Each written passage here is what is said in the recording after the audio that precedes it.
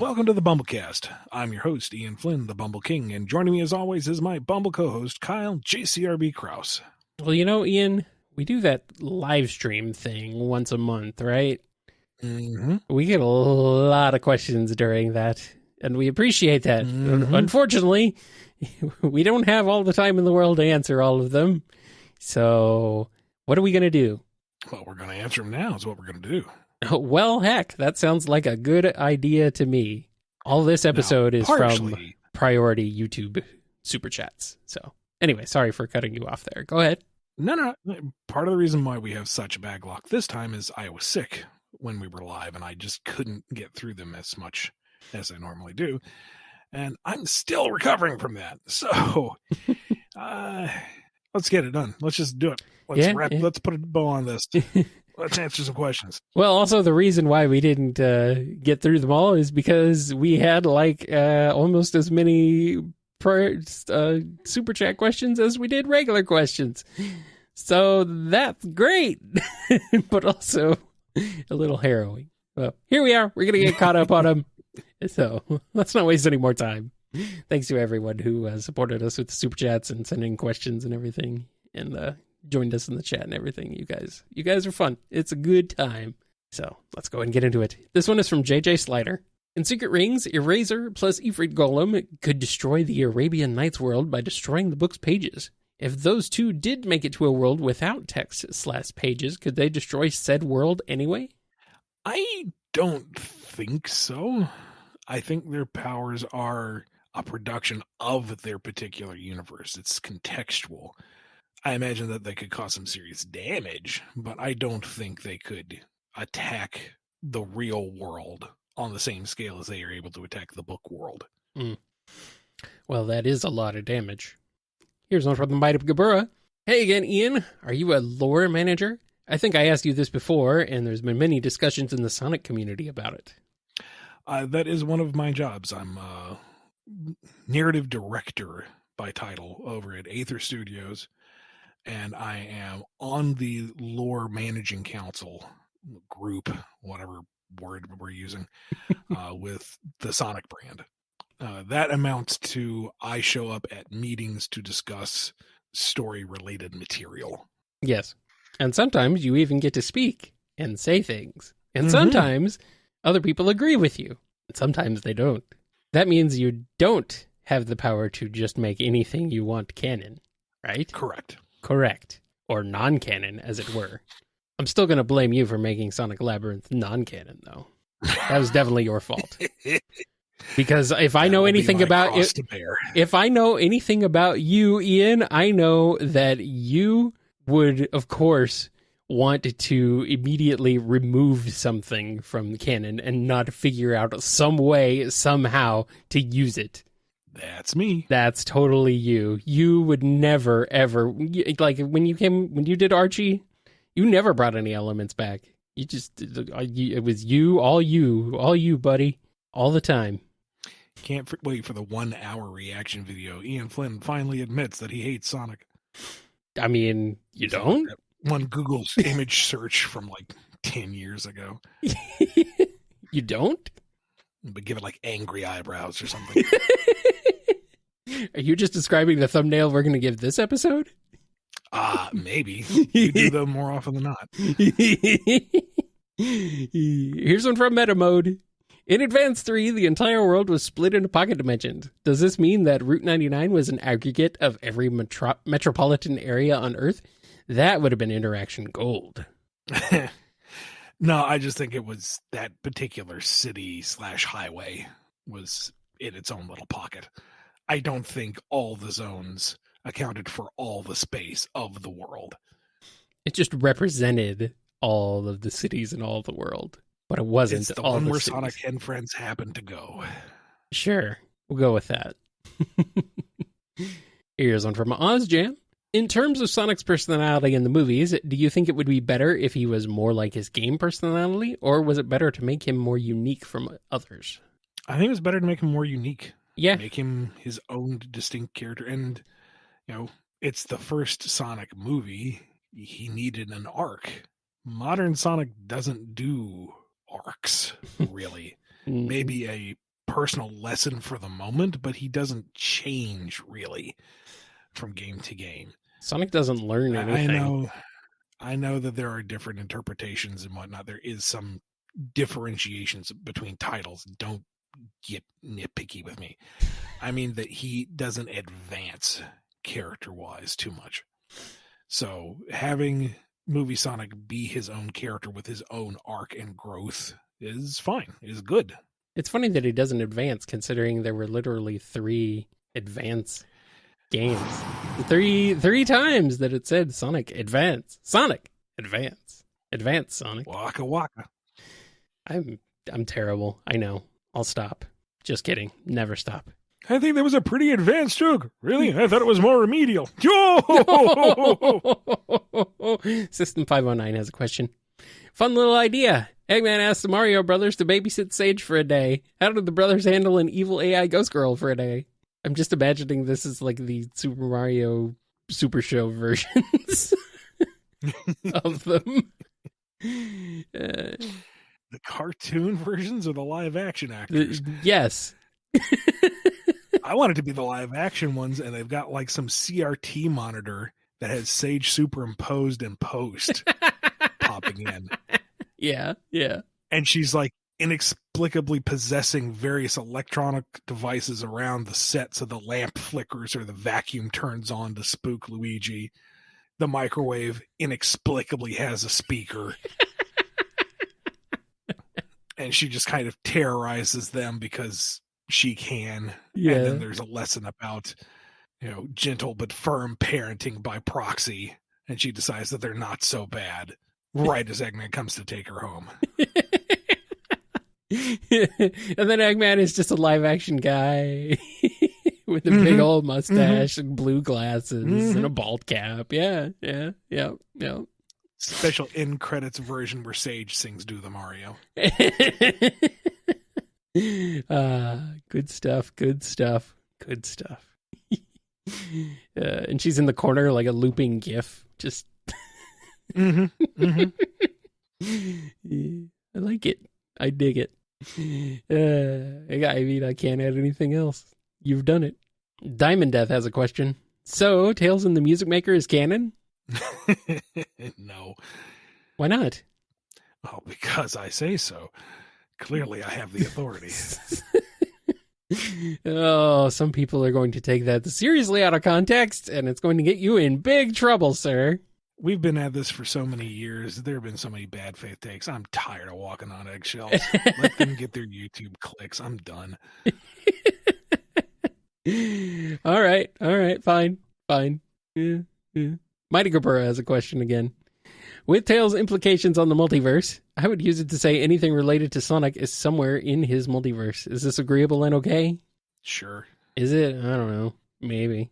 Here's one from Finest Cacophony. Kian, Lyle, you boys keeping hydrated? I think it's supposed to be E-Isle, because it gave me your K. Oh, I did the thing that you get mad at people for doing, calling you Lan. Whoops. Well, my bad. Should I be cross because that's me by proxy, or amused because that's what it is? Oh, that's silly. Anyway, yes, hydration is key. Hydration. I like hydration. Just as long as you remember, it's Hydro City. Hydro means water. City means city. Hydro City. If we're going to talk about bad faith takes, if I'm going to be full of it, it might as well be water.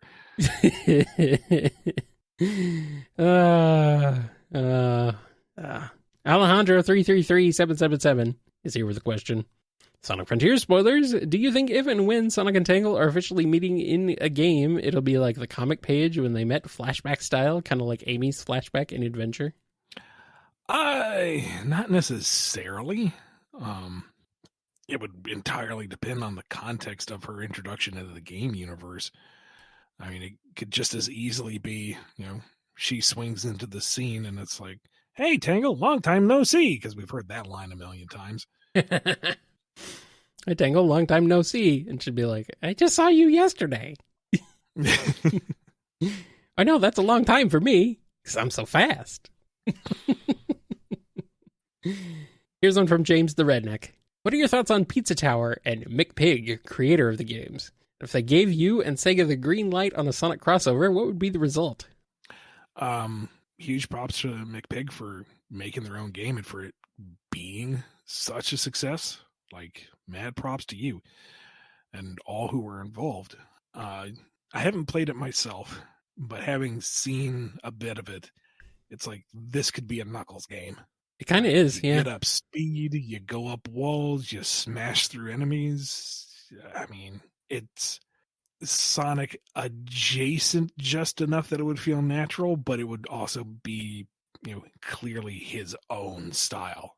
I've also seen folks say this looks like, what Wario should be like nowadays. If there's a new Wario game, it should basically be this. And it's like, yeah.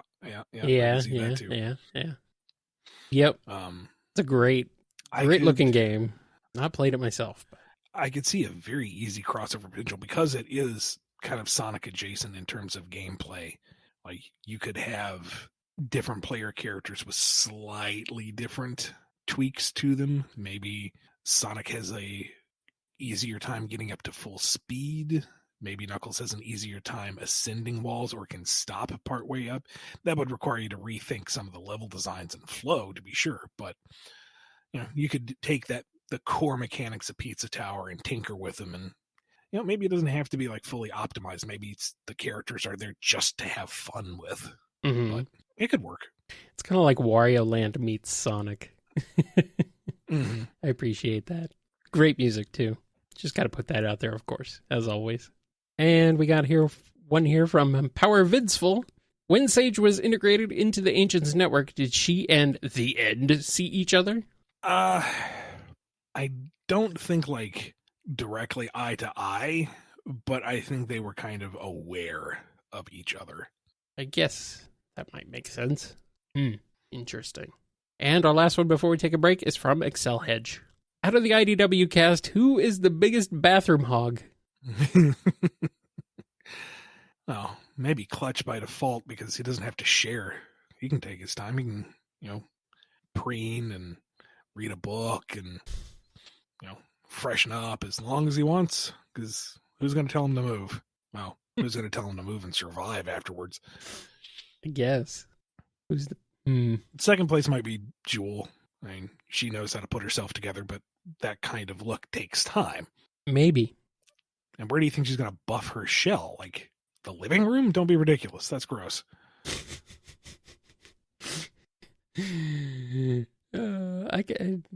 I can't say anything. I'm not going to say anything else. I think we're just going to take a break from that. I don't think... Yeah, I shouldn't say anything else.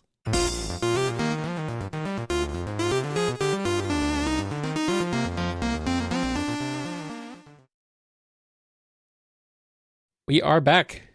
And it's another one from Excel Hedge to start us off. Which non-super form and MacGuffin would you want to bring into IDW?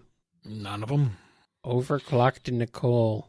Well, that would require Nicole to come over, and that's part of Nicole. That's different. Well, you see, you can't have Overclocked Nicole without Nicole. Come on. I know.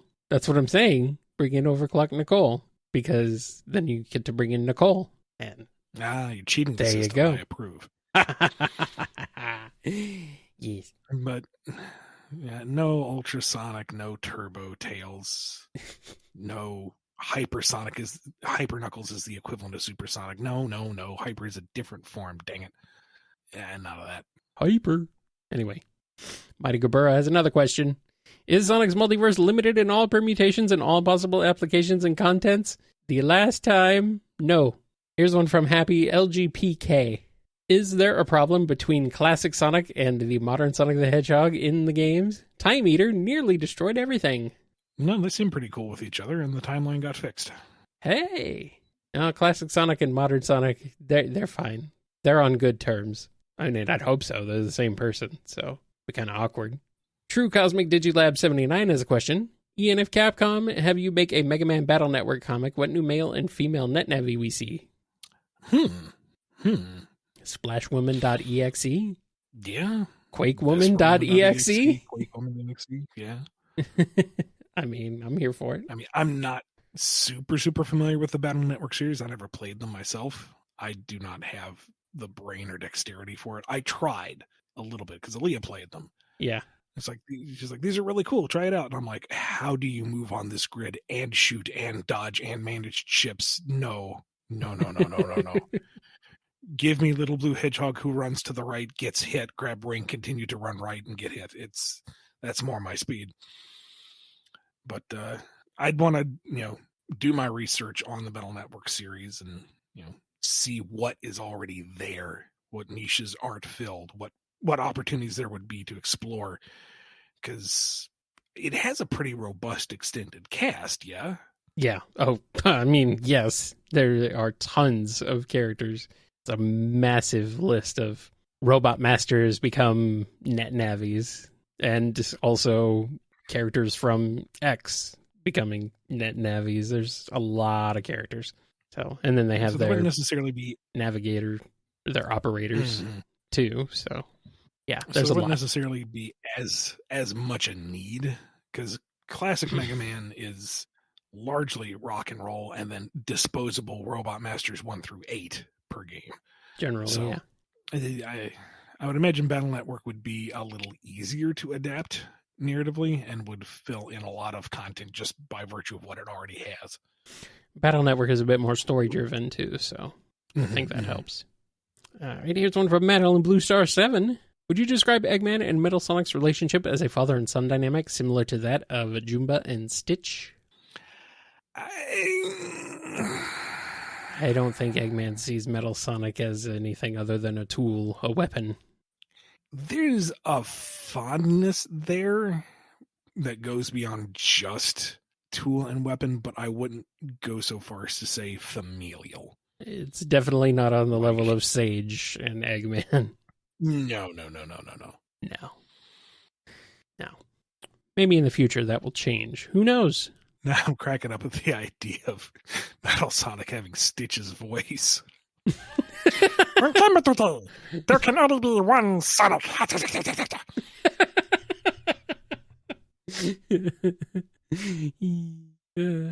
I don't think that's what Madeline meant, but I like it. I like it. All right, here's one from Speedweed. I need to know, Dark Samus versus Surge. What do you want to see out of it, and what cool-ass phase-on powers would Surge get? Oh, boy. Oh, no. Oh. This is kind of assuming Surge survives. I think Dark Samus is packing a little more punch than your standard egg tech robot. Yeah, but that's not any fun. We don't need a curb stomp battle. No. I mean, Surge does have the speed on her side, so she would be able to get in and hit and get out. But Dark Samus has a lot of various ranged and area of effect attacks, so it would be frantic, constantly moving, a trading of blows and dodging more than half the time as various attacks are flung at one another. But let's say Surge manages to win the battle of attrition and bops Dark Samus out of the fight, but has taken on a fair amount of phase-on radiation. Like, she has inert metal virus in her cellular structure. Corrupt that with phase-on. Oh no. That could go all number of ways, like making her even more spiky punk gothy looking. Maybe it starts to transform her into something akin to a metal virus zombie, but with her own will intact. So she is able to use that resilience and maybe even increased conductivity to her advantage. Or maybe it goes full on body horror corruption and we get something akin to like a metal werehog Surge. There's a lot of ways you could go with that. I mean, regardless of what direction it goes in, all I know is that Adam Bryce Thomas drawing it would be incredible. Oh, it'd be sick. It would absolutely be mind-blowing, probably. Your mind would be just blown all over, blown to pieces. I know mine would be. Here's a question from the Spooky Mage. I have to ask, is there a chance of Princess Elise or humans returning in the IDW comics? Also, how would you rewrite Elise if given the chance? Not anytime soon, for various reasons that I don't know if I can get into right now. To re-release, we've touched on this a few times in the show. I feel like there are ways to explore her character and her inability to emote, not just cry, but to be heavily reserved for fear of unleashing what's within her. But I feel like she's crossed that bridge already. I mean, it would take a while to figure out where she is character-wise, since all that growth happened in a timeline that erased itself. But, because she was never infected? How do you want to describe that? Possessed by Iblis. She never would have had to reserve herself or take that hard lesson. Her father wouldn't have died either, so she would be more or less a completely different character to a degree. Yeah. Well, I mean, she's showing up in Sonic Channel stuff recently. That might be an interesting move. So who knows? We got another one from Happy LGPK.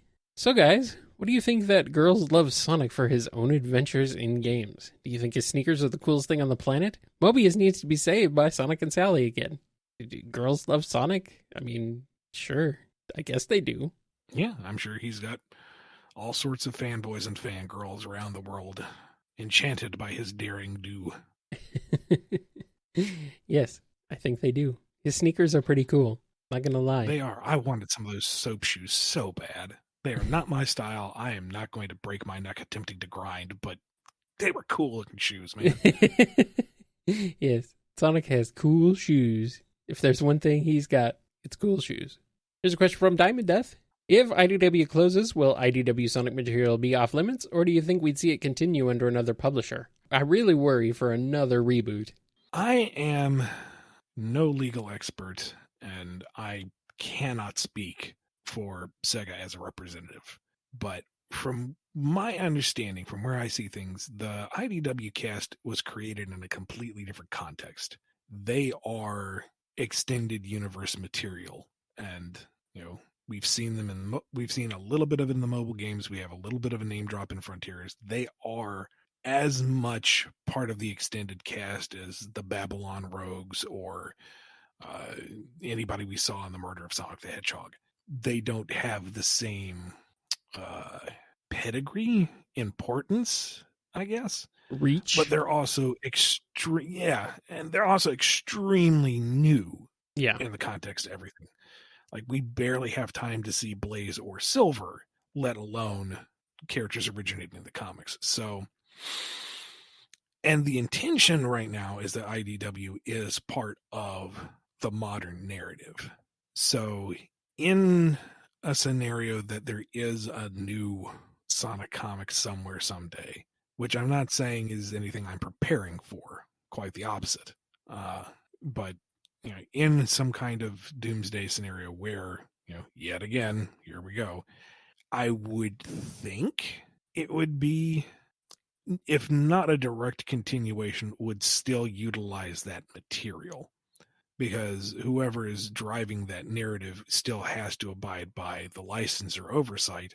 And one of the things that the licensor is looking for is, to keep an eye on this modern narrative. So I don't know if this hypothetical other book would pick up any storylines that weren't completed by IDW necessarily. They might prefer to do their own thing. I don't know. That we'd have to cross that bridge when we came to it. I say as if I would be there by default. But I think personally that the IDW crew are more likely to be in the life raft than the Archie Sonic characters were. They're safer, I think. I would suspect that the contract and everything that IDW and Sega have is vastly different from whatever contract Archie and Sega had. So it wasn't written on a typewriter, I can tell you that. Well, I mean, hey, come on. It was 1993. What do you want from them?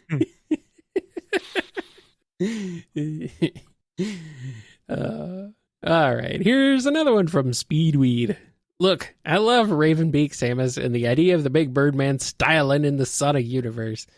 And how would you feel about them using the Chaos Emeralds? Ah, cripes. Yeah, Samus, you really want to give that super science marauding jerkwad 1 emerald, let alone all 7? I mean, I'd want to give Samus all 7. Super hyper beam? Well, I guess hyper has kind of a loaded context. Super power beam. There you go. Super screw attack. Like fully integrated super power suit. I mean, she would just basically spin dash when she turned into a ball. I mean, yeah. I would be here for it. I'm down. I'm ready. Let's do it, Ian. Hurry up. What are you waiting for? There you go. Ravenbeak got a hold of him and he handed him out to 6 potential science projects. Samus has to blow them all up. And he is the final boss. And of course, he has the final emerald. I don't want to imagine Ridley with emeralds. Sounds frightening. I'm frightened. No, Ridley found some other power source. We had Darkspine Ridley. Oh, no. But also, oh, yes. I'm into it. I am into it. And here's one from JJ Slider. Since Sage made the cyber cages and the cages cyber corrupted Sonic upon being broken, can Sage cyber corrupt others directly? No. The cyber corruption was a result of interfacing with the Ancients tech and messing with material that was kind of bleeding between dimensions. Sage is by herself a electronic being. She can exist in cyberspace, but she is not an aspect of it. Mm-hmm. Sorry, I'm laughing at this last one because I don't think we can do this. At least not this time. Oh, we can. We can try. Well, we can't. It's just going to sound awful. Yeah, we can try. This last one is a request from Hero Squad. Can you two acapella The Lion Sleeps Tonight? Yeah, lyrics, or do you need a link? Yeah, I'll get the lyrics here real quick. I know. I can't even do it. Can't even do it right.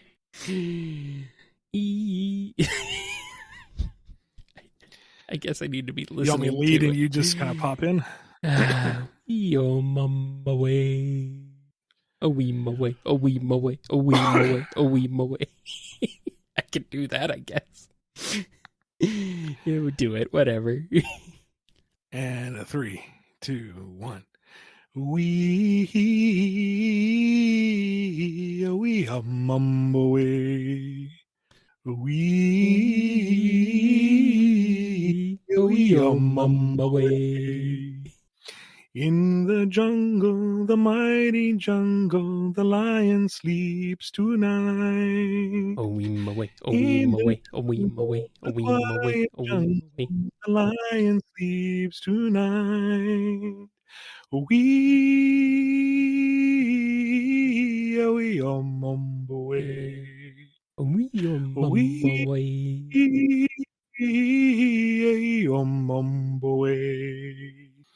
Near the village, the peaceful village, the lion sleeps tonight. Near the village, the quiet village, the lion sleeps tonight. We mumble away. Mumble away. A wee my way, a wee my way, a wee my way, a wee my way. Hush, my darling, don't fear, my darling, the lion sleeps tonight. Hush, my darling, don't fear, my darling, the lion sleeps tonight. Whoa, whoa, whoa, whoa, whoa, wee, mumble way. Wee, mumble way. Oh, wee my way, oh, wee my way, oh, wee my way, oh, wee my way. You know what? That wasn't too bad, except for my random drop-ins. Such a charming song that every now and again I got the whim to sing it. It's just a whim away, a whim away, a whim away, a whim away. Uh-huh. Well, I mean, yeah. That's it. That's all we got. Yeah, thank you again to everyone who sponsored and supported the YouTube live Q&A session. Hopefully I'll be back and fighting fit at the end of May. Oh my God, it's going to be the end of May. And thank you, as always, to our supporters over at patreon.com/BumbleKast, Ko-fi.com/BumbleKast, and our YouTube members. As previously mentioned, yeah, that kind of destroyed what was left of my voice. Be good to yourselves.